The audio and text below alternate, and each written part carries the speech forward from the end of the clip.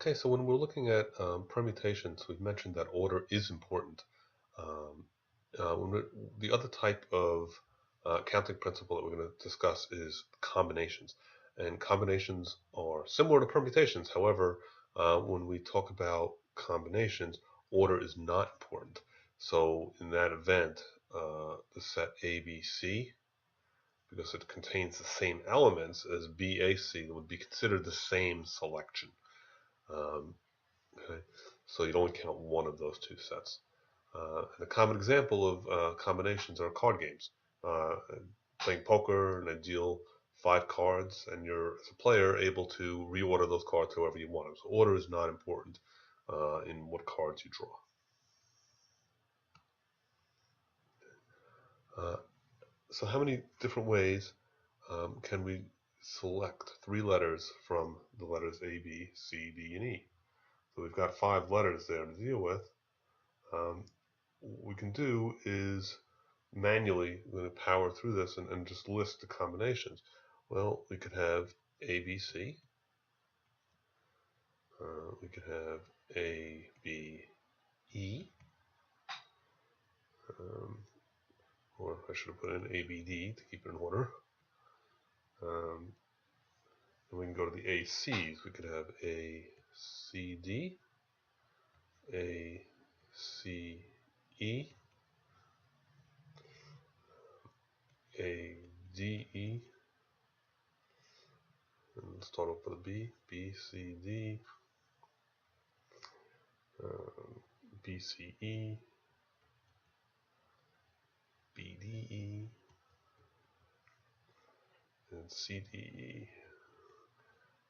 I think I've gotten all of them that are unique. In other words, none of these 1, 2, 3, 4, 5, 6, 7, 8, 9, 10. None of these 10 different ways to order these letters contains all 3 of the same letter. Okay, because order is not important that they're considered the same. Okay, so there are 10 unique ways to order those letters. Okay, and here's the formula that we'll be using. And I mentioned that I'd show you how to use it on the calculator. Unfortunately, the calculator seems to have gone haywire on this computer, but it's really pretty straightforward on the calculator to use either the combination or the permutation formula. And notice the only difference between the formula is this. Okay, that extra r factorial is included in the combinations formula, but it's not in the permutations.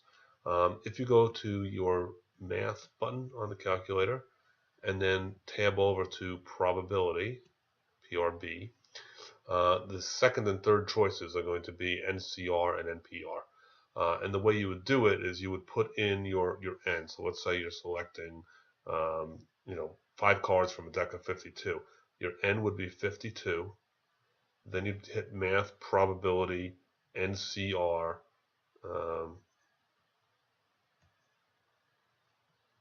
and then 5, and then enter.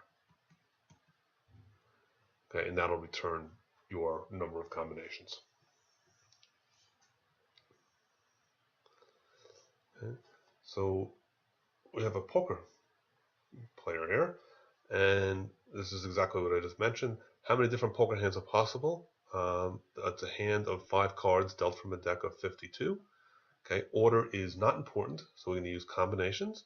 So NCR, okay, which is going to be equal to N factorial over N minus R factorial times R factorial. And again, you could do this on the calculator.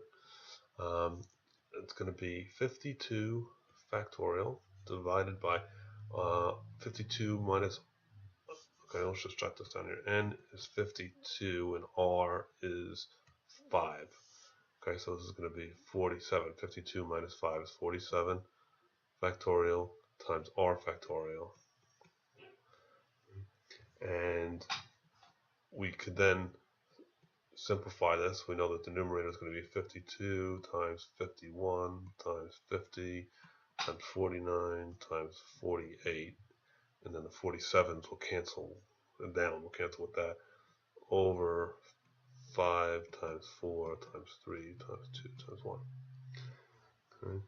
So if we multiply that out, or if we do it straight on the calculator, you're going to get 2,598,960 possible hands.